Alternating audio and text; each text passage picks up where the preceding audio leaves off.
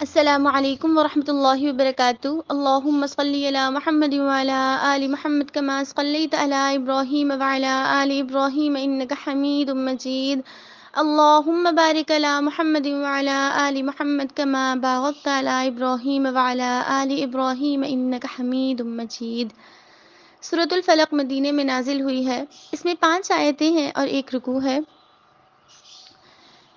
سورۃ الفلق کے پہلے ہم فضائل پڑھ لیتے ہیں کہ حضرت عائشہ صدیقہ رضی اللہ تعالیٰ عنہا فرماتی ہیں کہ آپ صلی اللہ علیہ وسلم کو جب کوئی بیماری پیش آتی تو یہ دونوں صورتیں پڑھ کر اپنے ہاتھوں پر دم کر کر سارے بدن پر پھیر لیتے۔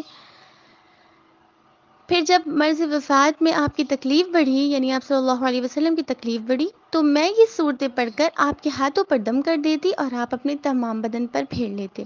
اسی طرح ایک اور روایت میں آیا ہے کہ آپ نے ان دونوں صورتوں کو یعنی سورۃ الفلق اور سورۃ الناس کو ہر نماز کے بعد پڑھنے کی تلقین فرمائی ہے۔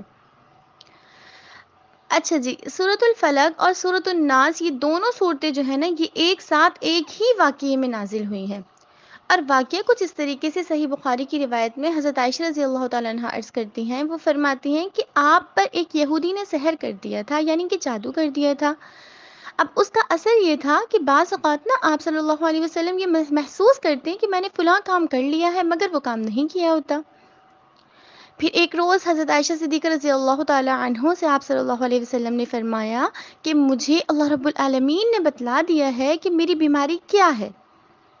پھر فرمایا کہ میں نے خواب میں 2 شخصوں کو دیکھا، یعنی کہ 2 شخص میرے خواب میں آئے، ایک میرے سرہانے بیٹھ گیا یعنی سر کی طرف بیٹھ گیا، اور ایک میرے پاؤں کی طرف۔ سرہانے والے نے، جو سر والا تھا، اس نے دوسرے سے کہا یعنی کہ پاؤں والے سے کہا ان کو کیا تکلیف ہے؟ تو دوسرے نے کہا یہ مسحور ہیں، یعنی کہ جادو، ان پر جادو ہوا ہے۔ پھر اس نے پوچھا کہ سحر ان پر کس نے کیا ہے؟ تو اس نے جواب دیا کہ ان پر نا سحر لبید بن عاصم نے، جو یہودیوں کا حلیف یعنی کہ منافق تھا، اس نے کیا ہے۔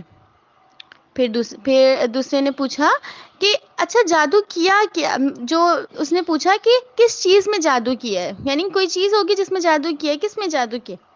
تو دوسرے نے بتایا کہ ایک کنگھے اور اس کی دندانوں میں جادو کیا ہے۔ پھر اس نے پوچھا کہ وہ کہاں ہے، وہ کنگھا اور یعنی کہ جو دندان ہے وہ کہاں ہے؟ تو فرمایا یعنی کہ اس نے بتایا کہ کھجور کے اس غلاف میں ہے جس میں کھجور کا پھل پیدا ہوتا ہے۔ بئر زروان ایک کنویں کا نام ہے، وہاں ایک پتھر کے نیچے مدفون ہے، یہ جو جس میں کیے ہیں نا، وہاں پر ایک پتھر کے نیچے مدفون ہے۔ تو آپ صلی اللہ علیہ وسلم اس کنویں پر تشریف لے کر گئے، اس کو نکالا اور فرمایا کہ مجھے خواب میں یہی کنواں دکھلایا گیا تھا۔ اچھا بھئی، پھر حضرت عائشہ صدیقہ رضی اللہ تعالیٰ عنہا جو تھیں، انہوں نے فرمایا آپ صلی اللہ علیہ وسلم سے کہ اے اللہ کے رسول صلی اللہ علیہ وسلم، آپ نے اس کا اعلان کیوں نہ کر دیا کہ فلاں شخص نے یہ حرکت کی ہے؟ تو آپ صلی اللہ علیہ وسلم نے فرمایا کہ مجھے اللہ رب العالمین نے شفا دے دی ہے، اور مجھے یہ پسند نہیں کہ میں کسی شخص کے لیے تکلیف کا سبب بنوں۔ وجہ کیا تھی، یعنی مطلب کیا ہے اس بات کا؟ مطلب یہ ہے کہ اگر اس بات کا اعلان ہو جاتا کہ فلاں شخص نے آپ پر جادو کیا ہے تو لوگ اس کو قتل کر دیتے اور تکلیف پہنچا دیتے، اور یہ بات آپ صلی اللہ علیہ وسلم کی اپنی ذات سے متعلق تھی، اور اللہ کے رسول اپنی ذات کے متعلق کبھی کسی کو تکلیف نہیں دیتے تھے۔ سورت کا آغاز کرتے ہیں۔ سورۃ الفلق بسم اللہ الرحمن الرحیم، شروع کرتی ہوں اللہ رب العالمین کے نام سے جو بے حد مہربان نہایت رحم کرنے والا ہے۔ قل کہہ دیجئے اعوذ، میں پناہ میں آیا، برب الفلق، صبح کے رب کی۔ کس کی پناہ میں آیا؟ میں صبح کے رب کی۔ فلق کے معنی جو ہے نا وہ پھٹنے کے ہیں، یعنی اس کا مطلب یہ ہے کہ مراد رات کی پو پھٹنا اور صبح کا نمودار ہونا۔ دیکھیے، رات کی اندھیری جو ہوتی ہے نا، اکثر اس میں شر آفات کا سبب بنتی ہے رات کی اندھیری، اور صبح کی روشنی اس کو دور کر دیتی ہے۔ تو اللہ رب العالمین کی اس صفت میں اس بات کی طرف اشارہ ہے کہ جو شخص اس کی پناہ مانگے گا، اللہ تعالیٰ اس کو تمام آفات اور کیا کر دے گا؟ تمام آفات اور پریشانی سے دور فرما دے گا۔ اگلی آیت میں فرمایا کہ من شر ما خلق، یعنی اس شر سے، ہر اس شر سے جو ما خلق، جو اللہ رب العالمین نے بنائی۔ ہر چیز کے شر سے جو کس نے بنائی ہے؟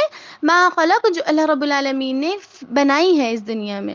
دیکھیے اس کلمے میں یعنی من شر ما خلق ساری مخلوق کا شر داخل ہے اس میں، ساری مخلوق کا، لیکن اللہ رب العالمین نے آگے 3 اور آیتیں بیان فرما کر اس کو خاص طور پر فرمایا. 3 چیزوں کو ممتاز کر کر ان کے شر سے پناہ مانگنے کا علیحدہ ذکر فرمایا، جبکہ من شر ما خلق میں تو پوری بات واضح ہو گئی نا کہ کیا کریں اللہ تعالیٰ ہمیں مخلوقات کے شر سے بچائیں. لیکن 3 چیزیں جو علیحدہ فرمائی ہیں وہ کیا ہے؟ وَمِن شَرِّ غَاسِقٍ إِذَا وَقَبَ. اب غاسق کسے کہتے ہیں؟ غاسق غصب سے مشتق ہے. دیکھیں اس کا معنی کیا ہے؟ اندھیری کا پھیل جانا. غاسق مطلب اندھیری کا پھیل جانا اور چھا جانا. اندھیری کا پھیل جانا اور چھا جانا. دیکھیے رات کی تخصیص کرنے کی وجہ کیا ہے کہ رات کے وقت نا جنات، شیطان اور موذی جانوروں، حشرات الارض، چوروں، ڈاکوؤں کے پھیلنے اور دشمنوں کے حملہ کرنے کا وقت ہوتا ہے جب رات ہوتی ہے تو. اور جادو کی تاثیر بھی رات میں زیادہ ہوتی ہے. صبح ہوتے ہی ان چیزوں کا کیا ہوتا ہے؟ تسلط ختم ہو جاتا ہے. تو اس لیے اللہ رب العالمین نے اس سے بھی کیا فرمایا ہے؟ کیا کرنا ہے؟ ان کو خاص کیا کہ ان چیزوں سے بھی پناہ مانگو. پھر دوسری چیز، یہ تو پہلے میں نے آپ کو پہلی چیز بتائی وَمِن شَرِّ غَاسِقٍ إِذَا وَقَبَ. اب جو دوسری چیز ہے وہ کیا فرمائی؟ وَمِن شَرِّ النَّفَّاثَاتِ فِي الْعُقَدِ. اب وَمِن شَرِّ النَّفَّاثَاتِ فِي الْعُقَدِ یعنی نفس جو ہے نا، یہ نفاثاتی نفس سے مشتق ہے، جس کے معنی پھونک مارنے کے ہیں. کس کے ہیں؟ پھونک مارنے کے ہیں. نفاثات فی العقد یعنی گرہوں میں پھونکنے والیاں. پہلے ہم اس کا ترجمہ کر لیتے ہیں. وَمِن شَرِّ النَّفَّاثَاتِ یعنی کہ اس شر سے، نفاثاتی فی العقد یعنی کہ عورتوں کے شر سے جو گروہ میں پھونک مارے، ان عورتوں کے شر سے جو گروہ میں پھونک مارے. تو یہاں پر جو نفاثات فی العقد فرمایا، اس کا معنی کیا ہے؟ جادو کرنے والے جو ہوتے ہیں نا وہ کیا کرتے ہیں؟ ڈورے وغیرہ میں گرہا لگاتے ہیں. جو جادو کرنے والے ہوتے ہیں وہ ڈورے وغیرہ میں گرہا لگا کر اس پر جادو کے کلمات پڑھ کر پھونکتے ہیں. اس لیے اس سے پناہ مانگنے کی تلقین فرمائی.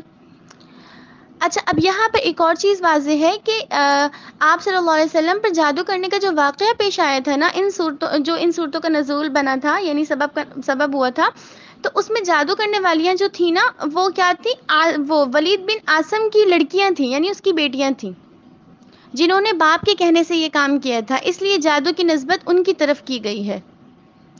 اور اکثر جو ہوتا ہے نا جادو کا کام جو ہے وہ عموماً عورتیں ہی کرتی ہیں، اس وجہ سے یہاں پہ نفاثات کا لفظ لے کر آیا گیا ہے.